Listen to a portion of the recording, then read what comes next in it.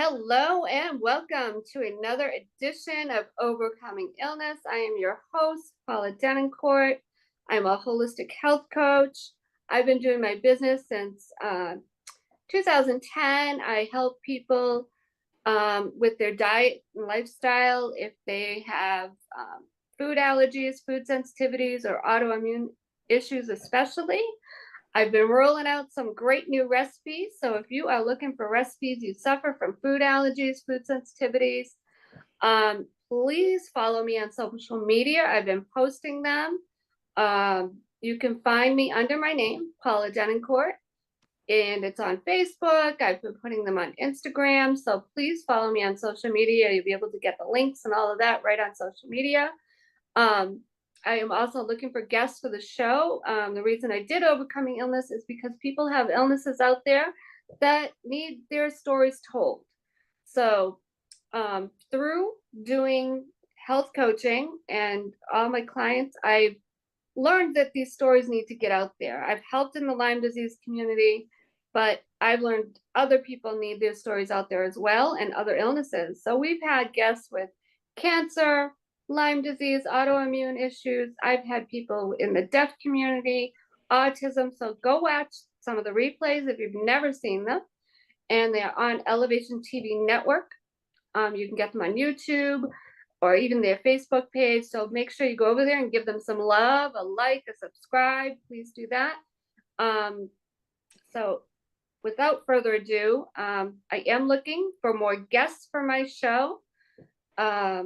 Overcoming Illness. So if you're going through an illness, you've gone through an illness, you've maybe your spouse, a mom, your apostle, practitioner, we need you for the show. So it is once a month now. I am cutting back a little bit. It was once a week on Sunday nights, but we're going to do it once a month instead. On Sunday night, it's going to be the second Sunday of every month. So we're just cutting back a little bit, but we are not going away. So I am so excited to have my guest back tonight, Miss Kim Broadway. She's been on before, but we'll go backtrack a little bit. She'll tell you a little bit of her story in case you've never seen her. This is her third time on, but I am so excited to have her on. So let me introduce her.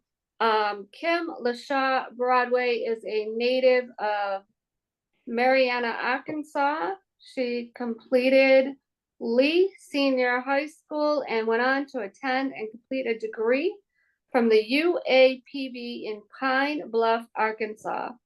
Kim currently works with the Shelby County Public Schools as a full-time paraprofessional and is co-owner of a local boutique. She's also an inspiring author. She's got a lot going on. Some of Kim's goals and aspirations include working to organize a group of women to learn about investments and how to develop and build revenue to support community programs for women. And we were just talking about that before we came on, and that is so needed. It is. So needed. Oh my gosh, more ways than one right now. Kim will tell you that her most impressive and relevant achievement is that she is an 8-year cancer survivor. I think it's 10 now, isn't it? It's 10 now. 10 Yes. plus. Yeah, 10 plus cancer survivor. In the year of 2014, Kim was diagnosed. She says it really changed her life for the better. Which, who could imagine that, right? That it would change your life for the better. Absolutely. Learned on this journey, if you loved life before cancer, don't be afraid to love it after cancer. She often quotes the words from John 10:10, I came that you may have life and have it more abundantly. Kim is a mother and proud grandmother. She loves people. She loves networking. And most of all, she is a Christian and loves God. And so do I. Welcome, Kim. Welcome back to the show. So excited to have you here tonight. Tell everybody a little bit about yourself, a little bit about your background, where you well, we talked a little bit about it, but your family life, do you have brothers or sisters, and where you grew up and where you live now? And then we'll start talking about some of the questions. Okay. Okay, I am super, super excited to be here, and I'm so glad you have me back. It's an honor Yes. here. We always get into our little conversation before we come on. We have to catch up because Right. talk. Yeah, we have to catch up. But I am super, super excited. Like I said, yes, I'm a country girl. I grew up in a small town called Mariana. It's Mhm. about 40 miles west of Memphis. It takes me about an hour to get home. I went to the I attended the high school in Mariana, Mhm. high school, Lee Senior High School, graduated in 1990, went to the University of Arkansas at Pine Bluff. I graduated from there in 1990. I graduated from Lee Senior High. Did I say 85? I'm class of 85. I graduate of UAPB 1990. I'm sorry, y'all. I'm getting a little, the numbers are getting up there. I'm trying to keep up with my grandbaby and all her numbers. Right. My son, because them numbers are rolling out on me. And then, every day I deal with children. So, y'all. But anyway, correction was made. Okay, is made. So, let's see. I grew up single parent home, was raised by my aunt and my grandmother. My mother had me when she was, I want to say she was 18, but Okay. she had left home to go. She attended the University of Arkansas at Pine Bluff as well, but she attended that college before it merged into a university. It was like AM&N or something like that. She attended that college she attended then. And I was born, I think she was 18 when she was pregnant, either 17 or 18 when she found out she was pregnant. So yes, I'm an only child. I grew up an only child, but I do have some sisters that I actually call my sisters that actually love and treat me like my sisters. So I just thank God for that extended love. And sometimes you don't understand or you don't know why. I grew up an only child. Growing up that way was so lonely. It was so lonely. And God just saw fit, to make this happen for me. And so actually it's my best friend, but it's what, 5, 6 of them. And so it was 4 girls and a boy. And it's just been like that. It's just been that, that love and that embrace. And that, when I'm in need or when something, they're there. They're gonna Right. they're checking, and she's here with me and the other ones they're away, but it's just that real. And sometimes I could just cry when I see some of the things that transpire or some of the things that they do. And I just know that they are and they're real love people. And matter of fact, when I grew up, their mom was our family seamstress. She used to make clothes for me when I was like what, 4th grade? Yeah, 4th grade, 5th grade. Yeah. So it's like somebody that you've been knowing for a long time. You know what I'm saying? You just been knowing for a long time. But yes, I attended the University of Arkansas, and after graduating from college, I moved to Dallas, Texas. I resided there for 10 years. Oh, wow. And I want to say this because I say this to my children all the time. I talk to my children when they first come into middle school because they coming from 5th grade, coming into 6th grade. And I asked them then, I said, do you know what you want to be when you grow up? Now, some children will tell you that at that age that they know what they want or what's in their heart, what they're thinking about. And some of them be like, I don't know. I said, well, let me tell you a story because I actually did the story about 2 weeks ago in a class. I was in a math class because, we change classes throughout the day. And the teacher was talking about it and he gave a scenario of the blueprint from playing ball. Everybody dream of becoming a celebrity ball star, right, or whatever. Right. He said it's only a certain amount. It's a cap off. It's not a whole lot of us can get there.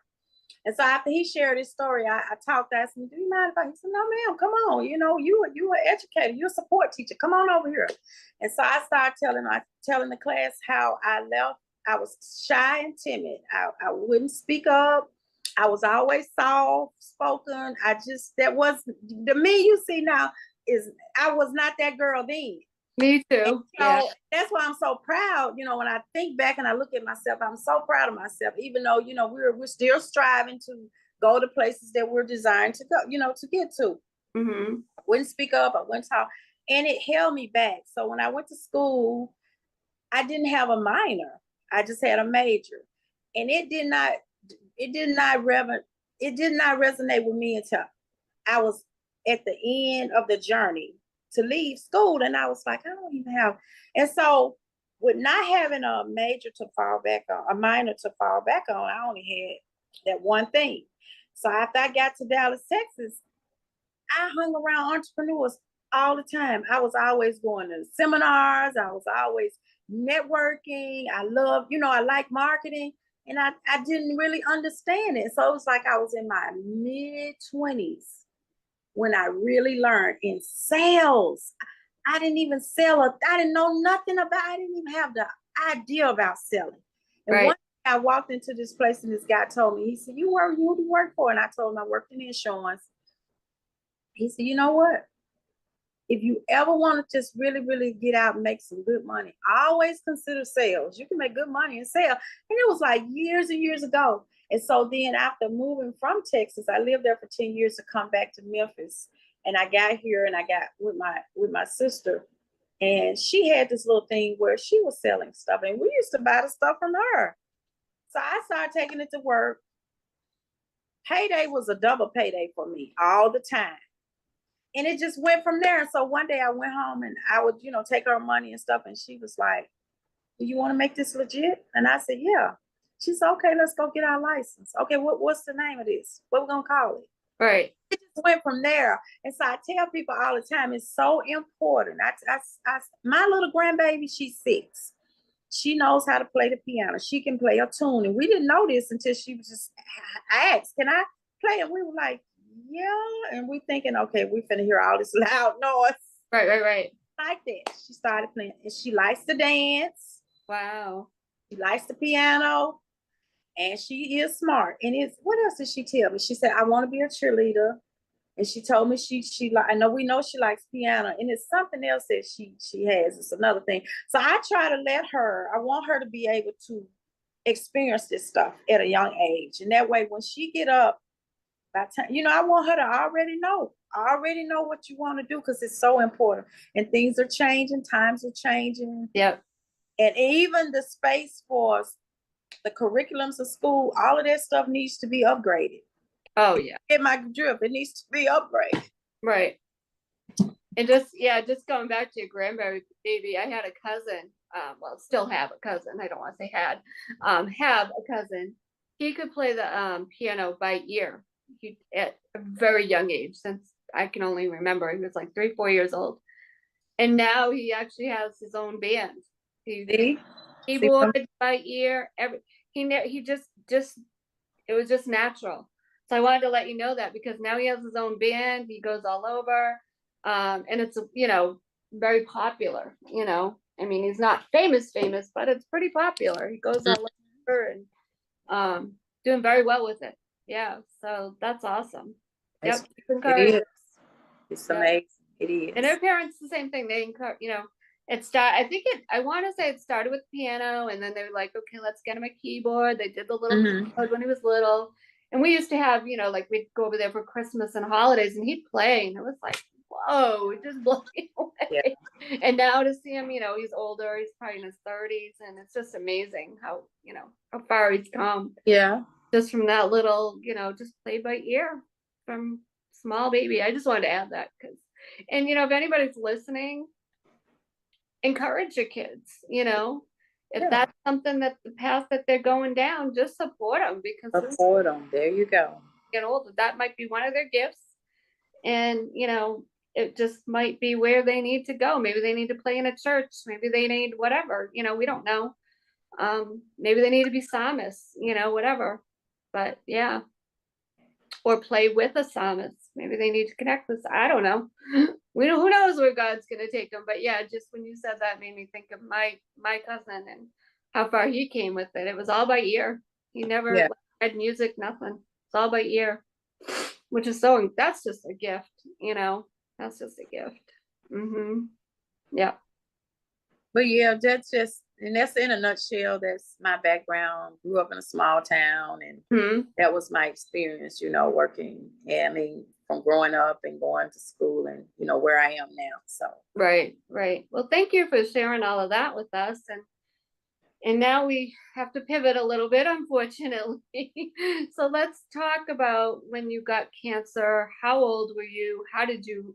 Because not everybody has seen the previous shows that you've been on. So for the people that don't know, haven't seen part one, part two, tell tell us the background of when you got cancer. How old were you? How did you discover it? And we'll go from there.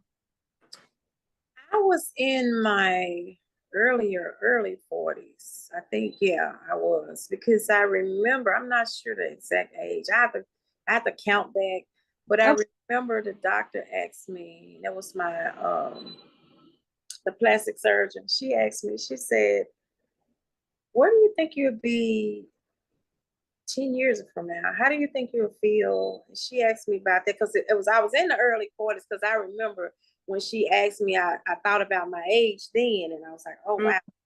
And I told her, I said, you know what? I just want to be well, and I want to be here.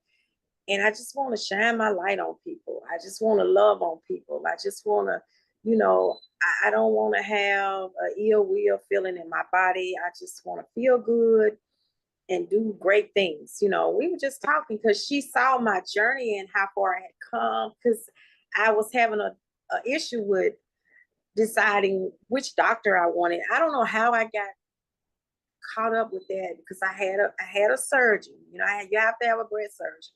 But Mhm. then when you decide you want to have a mastectomy, then you have to pick out a plan. And I didn't really understand all of that. I just knew when they gave me the options of, this is your options. This is okay. This is your life expectancy if you were to have a lumpectomy. And that means you go in the breast, you go right in the area, you take out the mass, and you sew it back up.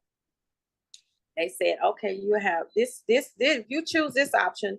This option gives you 85% survival rate. Okay, you're talking about my life. Mhm. So then they said over here, and I know I'm kind of going, but I'm just going back, piggyback on why I answered her the way I answered her when she asked me the things I was thinking about. Mhm. Uh, Over here, this if you choose to have a mastectomy, which means take both breasts off, then we this option gives you a 98% survival rate. And I thought it's a no-brainer. Mm. Why I'm here. I chose this is why. Right. And so I often think about that question that she asked me that day. She's such a sweet little doctor. She just said, you made, you come a long way, and you still got a long way to go. And we were just in the stages right then and there. She was she had measured me. You know how they take off the breast doing surgery, and then you go back and you get this, they make this little insert in Mhm. your breast to create a space for the implant to go. And you have to wear those extenders. And so I was in our office one day for a checkup, because I don't know, I went between her, it was like I was always at the doctor. I was always at the doctor. Yeah. I had to learn to bounce between the surgeon, that surgeon, and then the regular surgeon. It was a lot. It was a lot. So let's back up a little bit. So you're talking about after you discovered that you had the cancer. How, for the people that haven't seen any of the shows, how did you discover that you had the cancer? And just like give the emotional feelings in that moment, in that time. So like the first moment of just finding out that I had it. And how did you know? How did you discover it? What was some of the things that were happening? You like, okay, I got to get this checked out. What happened? Okay, I actually missed 2 years. I didn't have a mammogram in 2 years. I was running behind. Okay. So one day it hit me like, oh, let me call. And I would always call at the beginning of the year. It was the beginning of a new year, January. I was just always trying to get appointments in. So I Mhm. happened to call. And then they told me, they gave me a date to go in. I went in, I had a mammogram. I didn't really think a lot of it. They said, we'll get back with you, as soon as we get the results, and you're used to getting, you look for a little letter in the mail that tells you you're fine and we'll see you in another year. But that Right. was the case with me. I got a phone call saying, we need you to get back in here as soon as possible, that we see something on your mammogram and we need to take another look at it. And I'm going, huh? Really? And Okay. I was 2 years behind. And so I went back and got the mammogram. And what they did, not the mammogram, well, a diagnostic mammogram is what I had. And the diagnostic one is the one that's more, I don't know, it's more, you can see it better. It's clear. You know what I'm saying? And so I had a diagnostic mammogram that day. And so they had this little screen up they had a little screen up because I had to go back from there. They had the screen up on there. And when I looked up on the screen, I walked in and I said, what is that? And she said, those are qualifications. That's what we want to know. And I said, oh, really? And that was on the left breast, because that's where the cancer was, on the left breast. Mm-hmm. So then I looked on the screen and I said, on the other screen, I said, well, what's that over there on that breast? I saw these little bitty, tinkly little things around it, like they were just trying to form. But the other breast was full of something. You know what I'm saying? It had more stuff on it. And I'm like, well, what is that over there? And she said, those are qualifications. That's like what's happening over here is starting to happen over there. Oh, wow. I said, oh, okay. And so we proceeded, to get, to go through the procedure that day to go back in and, take a deep, look and look more. And that's when they decided that same day that I was going to have to be scheduled to have a biopsy so they could get the tissue, take the tissue from there so they can look at the tissue to tell me exactly what it was. So. Right. So, yeah, so my mom went through something similar too. They did the biopsy, they did the mammograms. I don't think hers was diagnostic. It was back in 1990. They did, but she said hers was like a little, I mean, it was just a speck on her breast. Wow. And they did the lumpectomy right after that. And then she had the mastectomy after that. So back then, things were a little bit more like they barely even talked about having reconstructive surgery, or they might have talked about it, but it wasn't very common. So yeah, she didn't have any of that. Yeah. I mean, it might have been talked about, but it was not. Most people just, that was it. They did the like fake implants, I guess you could say. She had the fake ones you put in your bra. Those little, they were heavy.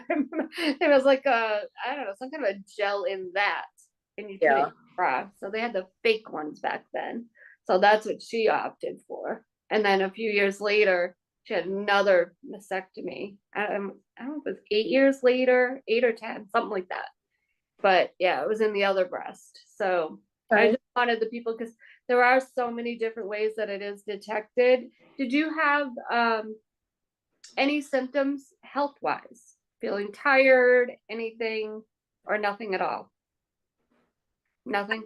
I don't recall having anything at all, because when I called in, I mean, I was upbeat. I was just still doing me, and I knew that the only thing I kept, it just stayed on me. You missed 2 years, you can't keep missing. I was like, and I just grabbed the phone, because like I said, every year at the beginning of the year, I start trying to get everything. I start trying to schedule it out. Just get that done, and that's what happened. Wow. Okay. So thank you for sharing that. Like I said, because there's so many, I've had a few people on here that have talked about breast cancer, and there's so many ways to detect it and so many different things that can happen that I never even heard of before. So like I said, please go back and watch the replays, because some of those stories are just incredible. Like, I think one person, the breast was bleeding, and that was breast cancer, if I'm not mistaken. So there are so many different ways. So I wanted people to know how to discover it. And then of course share my own story with my mom. There's just so many different ways and different types and what can happen, so thank you for sharing that. So after you discovered it, then you met the plastic surgeon and then started to just figure things out from there, plan it out. Yeah. I did, but I will share this with you because I don't know if I shared it with you before, Hmm. but we had, after I had been diagnosed, and we set up this meeting and we go to meet the surgeon, we sit around this long conference table and you take like your family, whoever you choose to take, and they really get into a detail of what type of cancer you have and what you need to do, what they recommend. So during that session that day, because my sister went and my mom went, and one of my friends, well, she's a survivor, this lady I know really well, Mr. Well, actually, it was two people told me that. They said take a family member with you. Don't go it alone, Mm, and because you're not gonna remember all of that. It's too much already to try to wrap around your mind what's right. actually happening to you now. So you need to make sure that you have somebody with you. And so we were trying to figure out, well, what would be a good way to do it? Because my mama was like, well, I'm already exhausted just knowing it right now, and I'm still trying to get it. And my sister said, well, Right. I can't remember. So we recorded it. We took my phone, we turned the phone recorder on and set the phone on the table and recorded the conversation. It was a long, drawn out meeting. And I remember in the meeting, I told the doctor about what happened to me in 1980s. I want to say it was 87 and 88, or either it was 86 and 87, because it was a back-to-back thing. I was really, really young, and my son was small. He was really small. And I noticed that I would have this leaky, bloody discharge in my breast, was coming from this breast, the left breast. Oh, wow. And I didn't understand what it was, but when I had the discharge, I didn't have a cycle. So I went to this doctor in Dallas, Texas. It was at Baylor Hospital. His name was, I think it was at Baylor, but his name was Dr. Prescott. I will never forget him. He was such a cool doctor. I really liked him. He said, "You're so young." He said, "It's some type of hormonal imbalance." At that time, they didn't say anything about cancer. They said nothing about cancer. That's why, and I was so young. He was like, "I don't want to take the right away from you to have the option to breastfeed. You're so young. You have one little son, and you may want to have another child. You may get married. We don't know. You may get married again. We don't want. And so I'm like, okay. So at that time, I mean, me being so young, not really understanding, and I was away from my family. So I actually went through this alone because I didn't think it was that serious. Hmm. And so we did the little surgery, the little outpatient surgery where he went in and he closed up one milk duct. He only closed up the milk duct that was that he saw was constantly having this I was constantly having this discharge from every month. Mm. So I had the surgery, it went well, went home. About 2 months went by. Bam, it started doing it again. Oh, wow. So I went back. If I'm not mistaken, it was 2 months. It wasn't that long. I know it started back. I didn't have it for a minute, then I started back having it. And so he said, okay, well, we're gonna have to think of something else. It may have been a little longer than that, but I just know that it came back. It's been so many moons back. So Right. and so the next time he said, well, I tell you what I'm going to do when I don't want to do this, but I don't think I have a choice. He said, I'm going to close up all the milk ducts in that breast. So that means Hmm. you'll never be able to breastfeed from that breast. And so I told the surgeon about it. You know what she said? She said, bingo, that was your sign right there. That was the Wow. first sign of breast cancer. Do you know I did not know that? All those years, I had no clue. I did not know that. She Well, said what? that was the first sign. And Yep. I'm kind of like, well, why didn't they tell me that? I don't know, but that was the sign. She said that was the sign. And that's why I wanted to bring it up, because what we're all taught is to look for the lump. That's the only thing I think they might have said something at some point any abnormal discharge, I think. But for the most part, I remember in school, breast cancer started to get more prevalent, more talked about. They really talked more about the lump. Look for the lump or a lump or lumps, you know what I mean? But it wasn't talked about that much as an abnormal discharge. So I think that needs to be brought to the forefront that, people need to think about that. Yeah. Exactly. And I'll add this because I've never discussed it in any interview that I've ever done. I also now I hadn't even got over to the side of having breast cancer. At this time, I was here living in Memphis, and Mm-hmm. kind of getting familiar with the city, and I was already working and everything. So I went to, and it was probably like maybe a year or less when this happened, right prior to me having breast cancer. So there was another sign.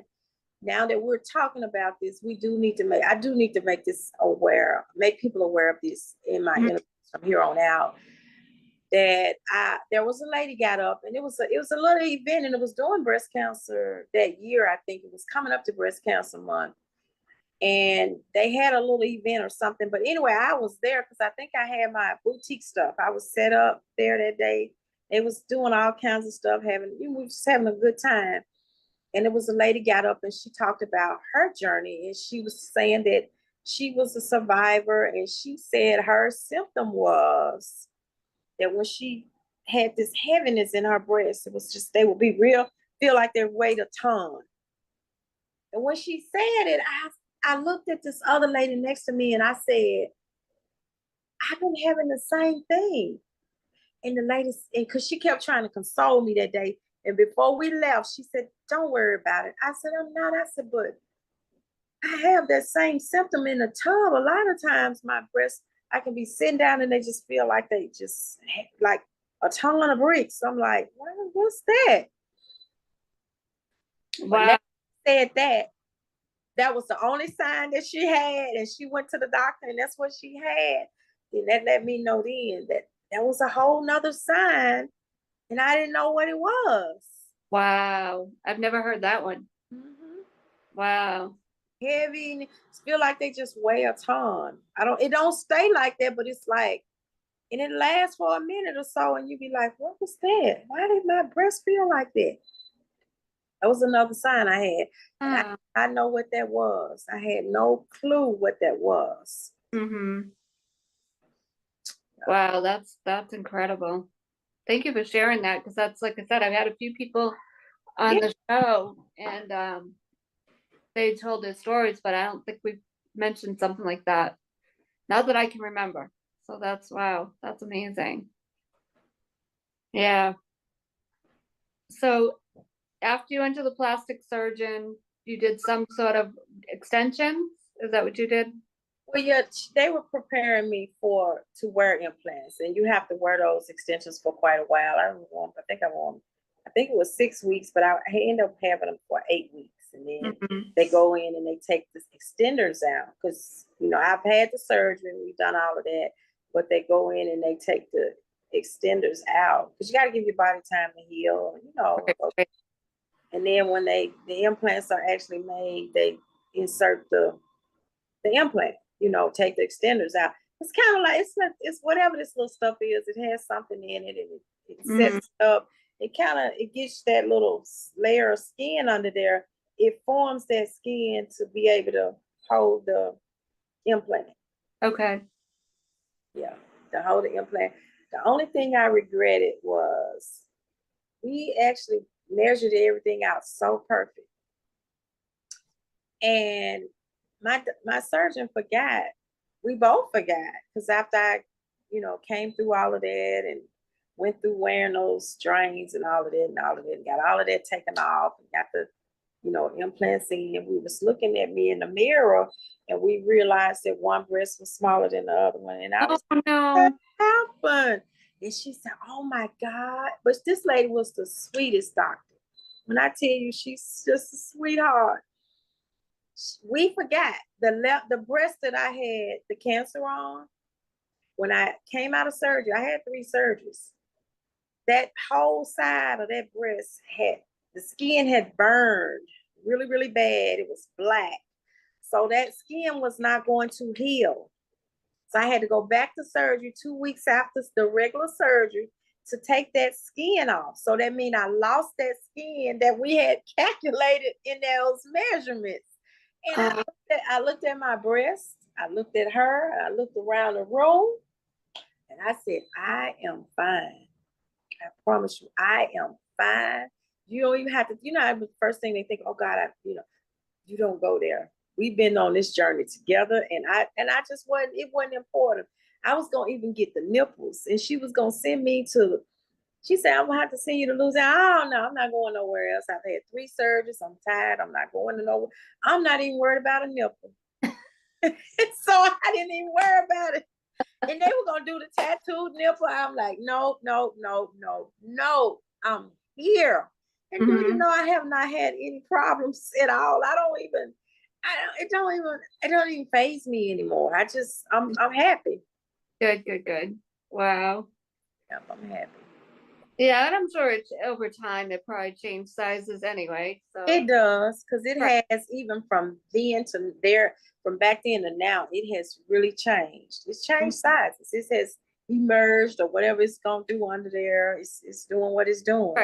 Right. Oh my goodness. Wow. Thank you for sharing that. My goodness. Wow. I forgot that too. So for the people that have seen my interviews and you watch this interview, you'll get a whole lot of new stuff. That's good. Yeah. Holy Spirit's leading the way. He's telling people what things we just, maybe never thought about. Yeah. Yeah. And there's people out there listening that need to hear it, maybe they need some help coping with all this, Oh. Yeah, absolutely. So tell us so after you had the surgery and all of that, now you knew you had to change your ways. What changes? I mean, we know you changed your diet, but besides that, like what else did you change? Your prayer life, what else changed? I did most definitely change my prayer life, and most definitely made me aware of how important life itself is. It's not about the kind of car you drive, the kind of house you live in, the type of job you have, the type of clothes or the handbags or all the stuff that does not make you who you are. It's not about any of those things. It just made me see those little things that when you're younger, I was so much younger prior to that stage of my life. I was very much mature, and I had grown a whole lot prior to having cancer, but it just really made me flourish into this beautiful, beautiful blossoming butterfly. That's me. And I just felt like I don't want to do nothing but just love on people. That's it. I just want to love on people. But it just, okay, come on, give me that question again. I get excited and I go, what am I touching on? I'm supposed to be expounding on that how did it change me? And it did. It changed me. Oh my God. It's for the better. It is. I could just run and just shout, and I could just jump up and just, because it's just that good when it comes to God. It's just that good.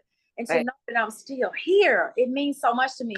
And the journey that I'm on, and the things that I had to endure to get to this point was not easy. And people that look at me and they say, yes, I changed my lifestyle. Now, I'm not an advocate exerciser, but what I do is I try to get it in during the day while I'm at work.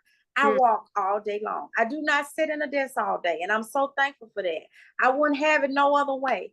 I move around all day long. And instead of me getting on the elevator at work, I walk up the steps. I go to the second floor and I take the step.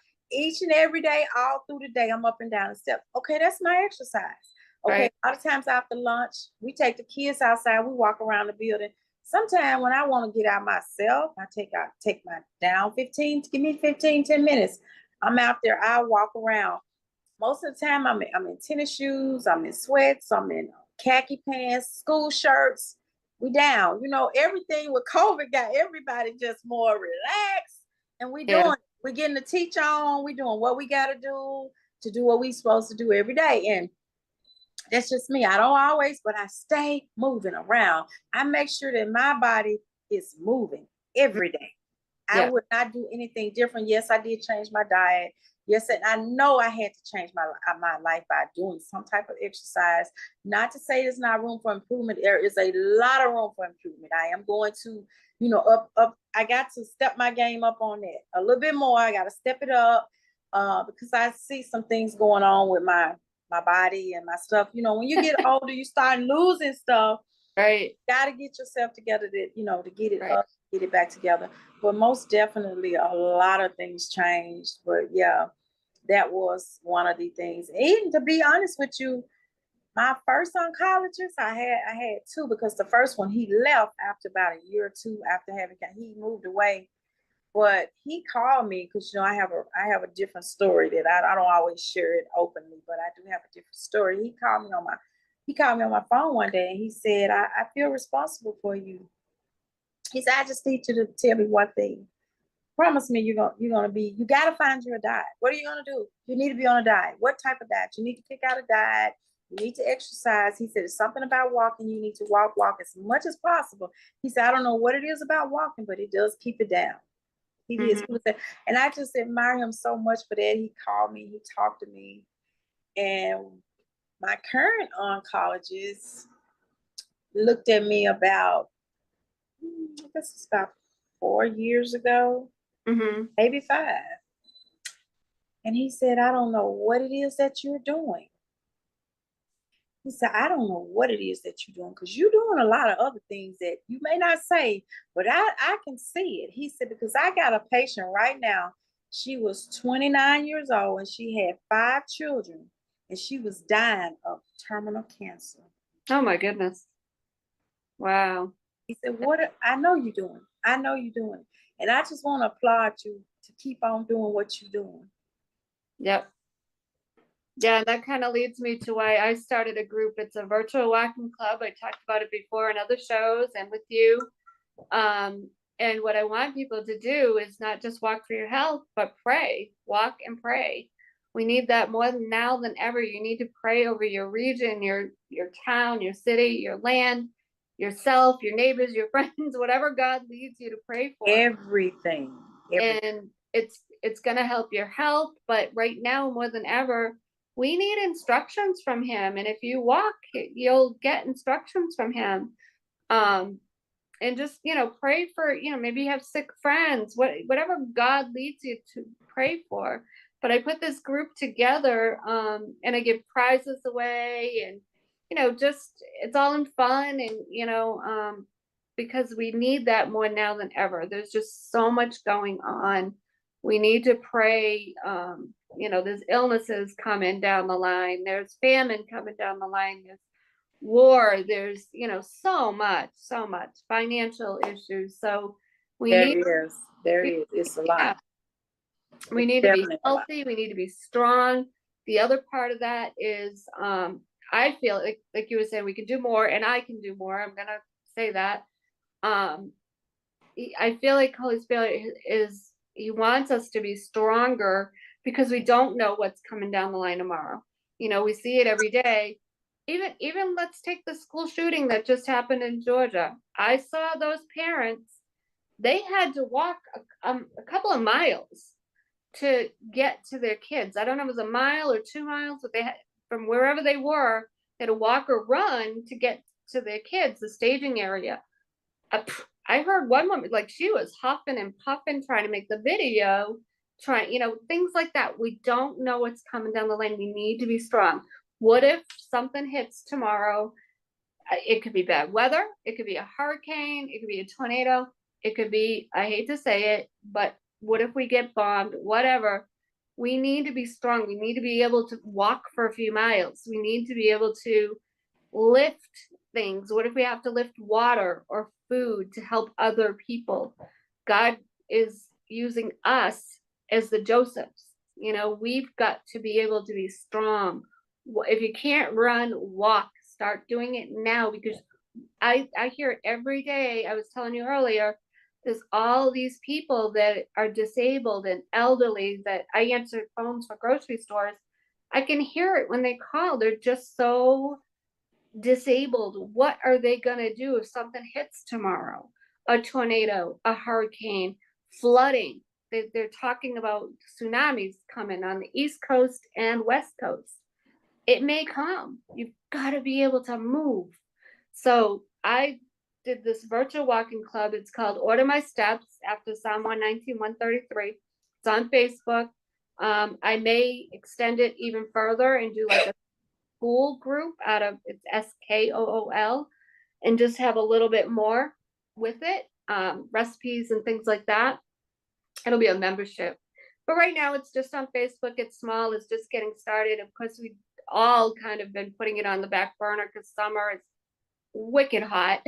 Yeah. You can find other places to walk, but it's hard for some people. I don't have a car at the moment, so I've done other things. I go swim. Yeah. I love to swim. But so we'll get started again on that. You know, it's getting cooler. I'm hoping to get some walking in this weekend. I just wanted to add that it's so good for your health. You're getting the vitamin D from the sun. That's going to boost your immune system. You just in your feeling better. You feel more energized. So walking is just so helpful for things like cancer. And like I said, if you can't find any other time to pray, we'll kill two birds with one stone. Now you can walk, do it for your health, and pray. So, and I pray, praise, and worship. I put on worship music. I do all of it when I walk. So I just wanted to add that. Mm-hmm. Yeah, that's so important. But you are right.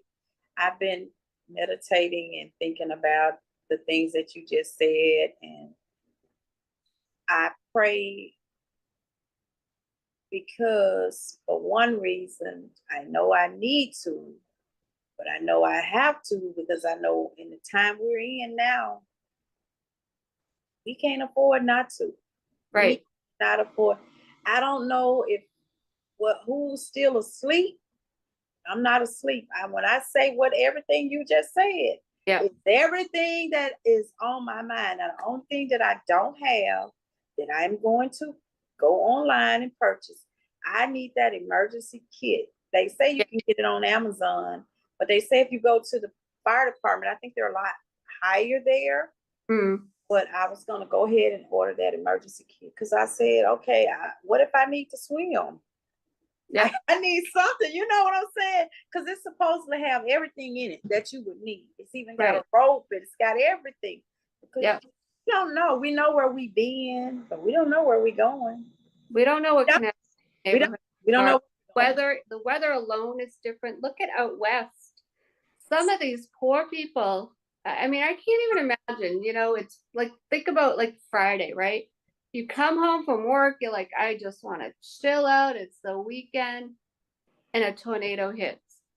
You don't even have a home now. And you just go home. You know what I mean? Like, can you even imagine?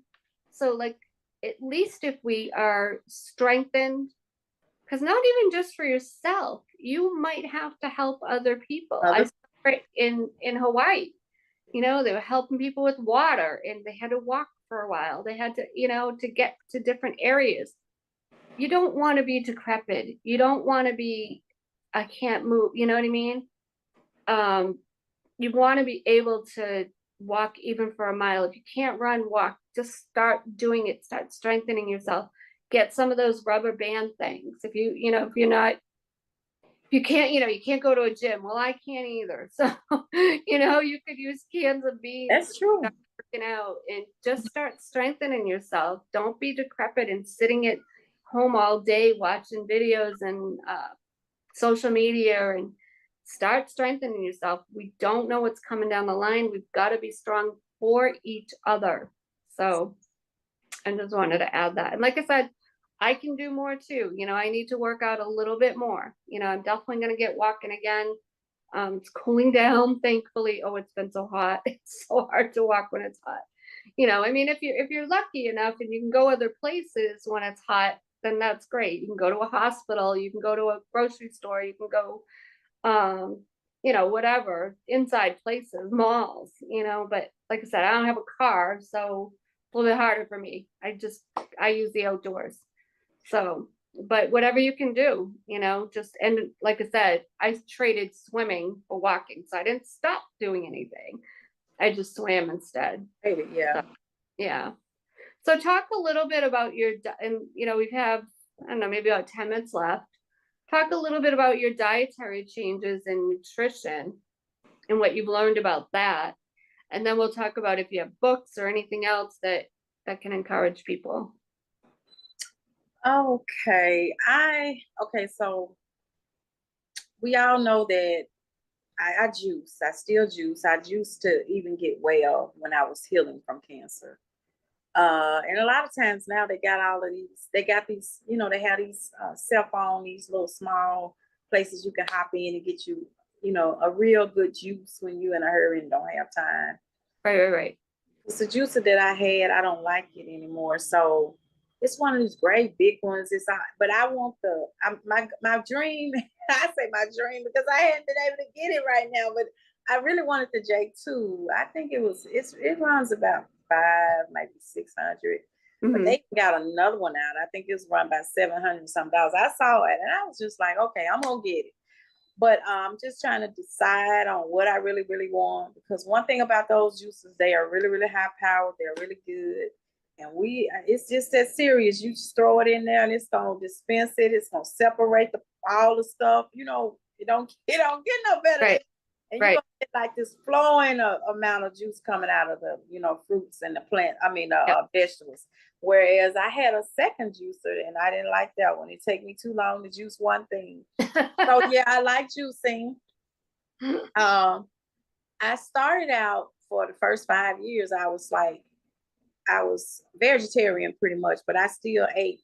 I ate some chicken because when I sit down and talk to the doctor, he just was telling me, he said, you can choose to add meat or you can take it all the way out. I'm just going to kind of get you going and kind of give you some things and ideas. But when I was healing, the way I had to heal in the end, I couldn't even have meat, period. So it wasn't hard for me to do it because I had like this green salad with maybe peppers and stuff on it. No meat, no cheese, none of that other stuff in a little balsamic dressing. That was it. That's all I could have. And then I would juice like 4 times a day. And so it wasn't like I hadn't been exposed, is what I'm trying to say. Yeah, I hadn't been exposed to it. And so mainly I just had I would eat a lot of vegetables. But here lately, I kind of switched over about a year or so ago.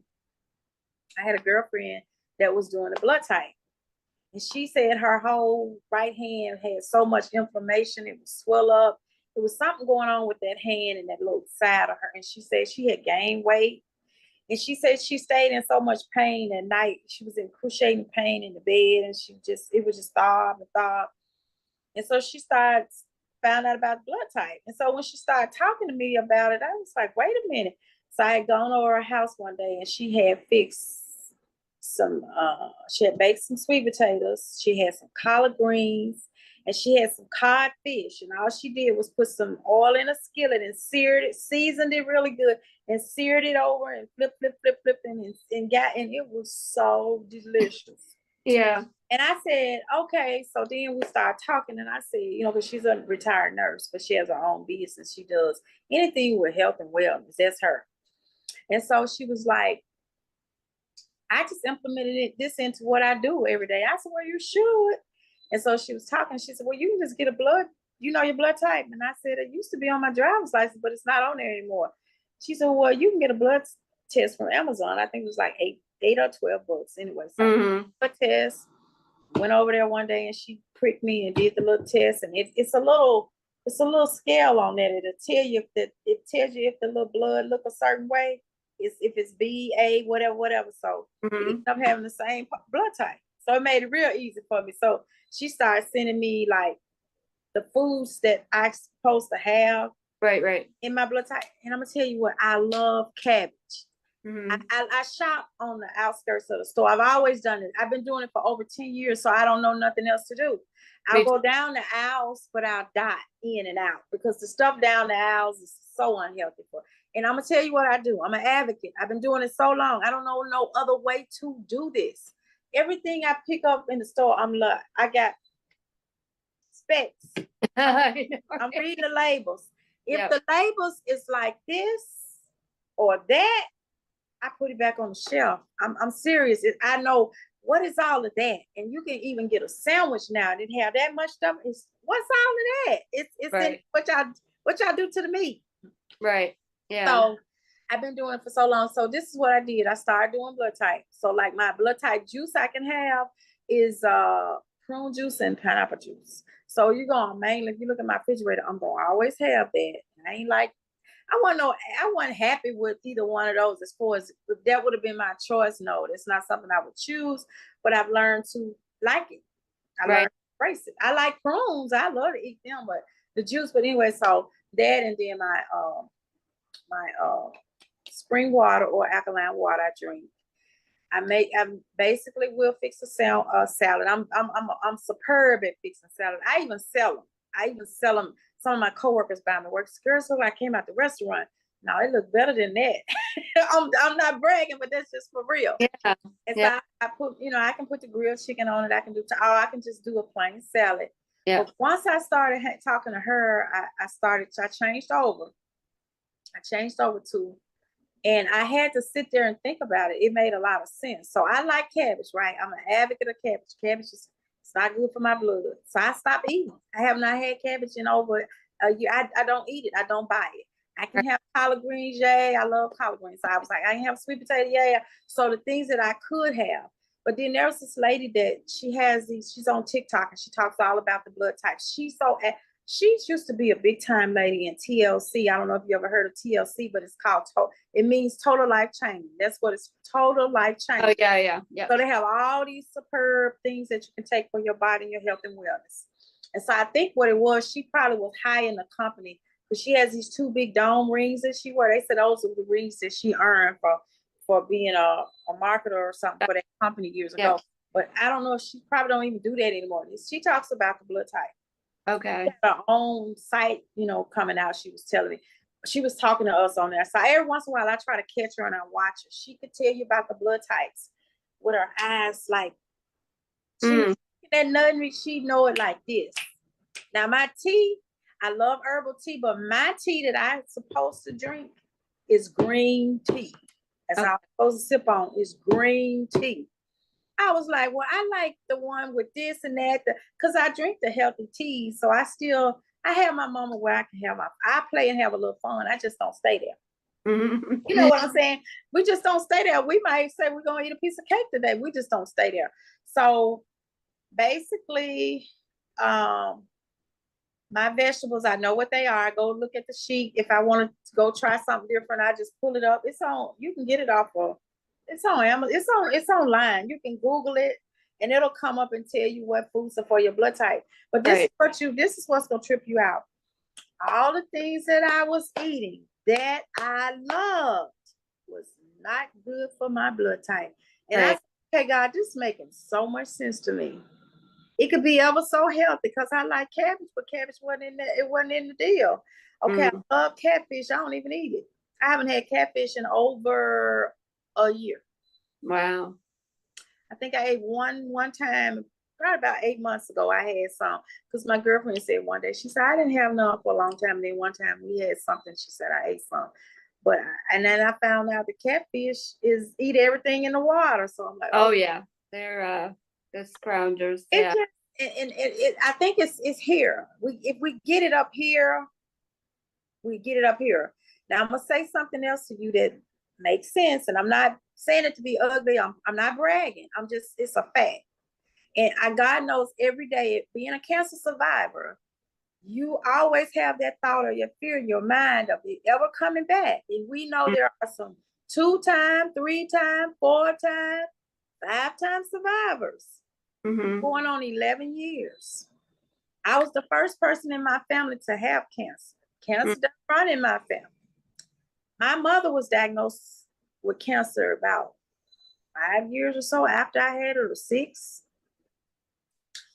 My mother is now a 2-time cancer survivor. Oh, wow. Amen to that. Wow. She likes to eat what she likes to eat. You're going to have to cut it out. And she looked at me. Kim, but now she's really getting it. She's a two-time cancer survivor. So what she did was I just kind of let her be free. I didn't want to pressure her because they didn't pressure me. They was like, if this is what you're doing, we're gonna support you. If you want to do that, we're gonna support you. We're not gonna tell you don't do this, don't do that. They didn't do me like that. She didn't want to take the first time she had a lumpectomy. That means they went in, took the little mass out, and boom. This last time was 2 years ago, 2.5 years ago. She said, I don't want to take chemo, Kim. I don't want to go through it. I don't want to see it. I don't want to do it. I said, okay, so what do you want to do? They told her that they would give her this pill. And you know, when they give you a pill, we already know it's a chemo pill. You know, it's this chemo pill. They got to find a form of way to get you to do what they need you to do. So this, right. So she's been taking the pill, and so far she's been doing okay. Awesome. Been doing good. Well, we only have about a minute or two left, so tell everybody if you have any books available, anything available, and how people can reach you. Okay, you can reach me on my page. Kim Broadway is my main page, and I started being on that page a lot more because I have a lot more followers over there. You can also reach me on Lachey's Lifestyle Boutique. That's over there. That's the business page. And then there's a Lachey's Lifestyle 2, which I just implemented some months ago. And then I have a group page called Beautiful Boutique Babes. But if you come to Kim Broadway, you got me all day long. This is my book. It's called Embracing Life More Abundantly After Cancer. This book was first published, I want to say, in 2017 or 2018. And there was an error on my book that I was not happy about. And I'm not saying it in an ugly way, but I wanted to make sure that it was right because it's my portfolio. And I wanted my portfolio to be, I needed to be what it needed to be. So I went back, I think it was 21 or 22. And my publisher, she's so sweet. I just love her. Melinda, I love you so much, girl.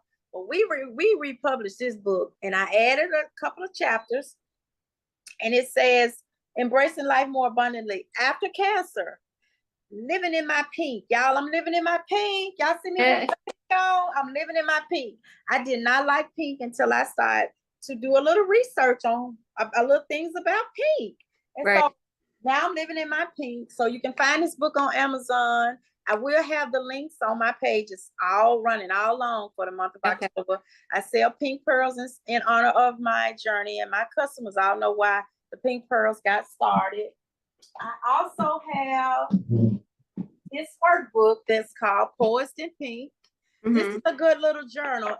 If anybody that's going through cancer, that's having a hard time, or whether they're having a breeze or a hard time, because some people have their journeys are different. But this is a good book to journal in, or make it. You can it makes a wonderful gift. You can gift it to someone.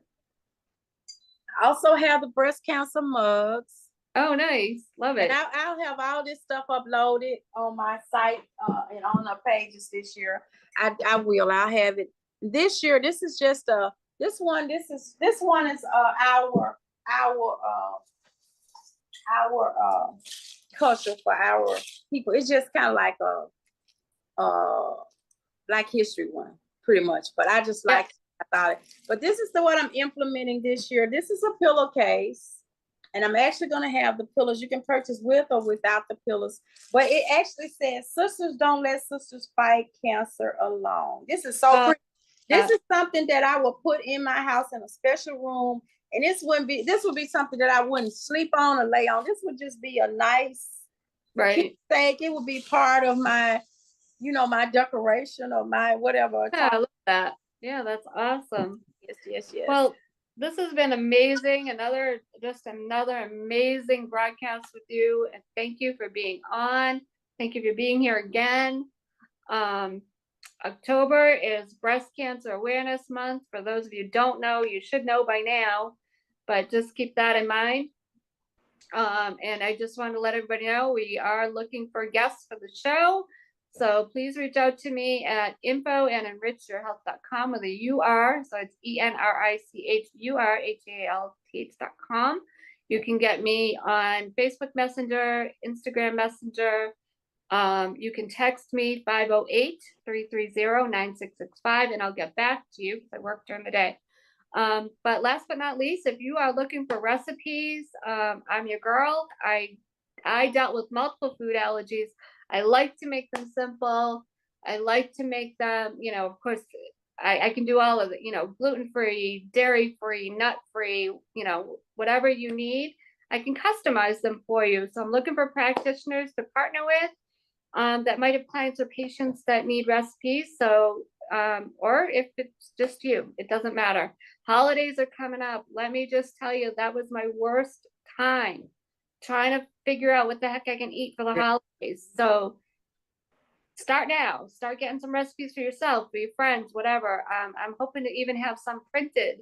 So that would be awesome. So I have digital ones right now, but I'm gonna have some printed books as well, ebooks. So yeah, get them for your friends and family and people that all you ever hear is, I don't know what to eat. And that'll make nice gifts too. Right. Literally, yeah. So I'm looking forward to doing that and having that available. And last but not least, I do offer business funding along with some other business resources. So follow me on social media and you'll see all that I have to offer. Thank you everyone again. And once again, just to remind you, we are going to do once a month now, and it's the second Sunday of the month at 7 p.m. Eastern time. So thank you everybody for watching. Thank you for watching the replay. Thank you again, Kim, for being on again. You share so much awesome wisdom and knowledge about breast cancer that there's always something new. And we're so thankful for you. So have a great week, everybody. Bye-bye. Bye.